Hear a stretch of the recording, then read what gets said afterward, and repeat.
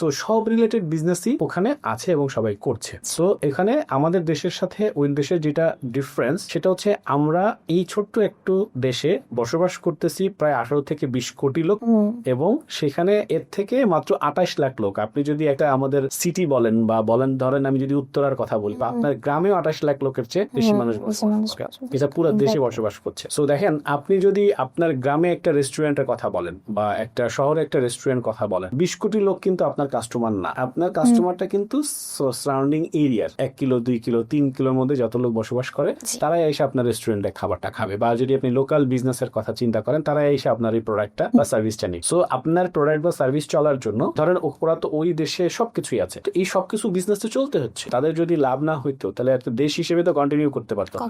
Petrol pump বলেন, school বলেন, দোকান বলেন, ক্লাব বলেন, আরো কত কিছু আছে, সবকিছুই কিন্তু চলছে, বেশ ভালোভাবে চলছে। এখন আপনি ব্যবসায়ী হিসেবে কি ব্যবসাটা করবেন সেটা হচ্ছে ফ্যাক্টর, এবং সেই ব্যবসায় আপনার কি অভিজ্ঞতা হচ্ছে সেটা হচ্ছে ফ্যাক্টর। সেই ব্যবসাটা আপনি ওখানে যদি দেন তাহলে সবচেয়ে ভালো হবে। আপনি ব্যবসাটা কন্টিনিউ করতে পারলেন কিনা, আপনার প্রফিট হবে কিনা, কতটুকু প্রফিট হবে সেটা।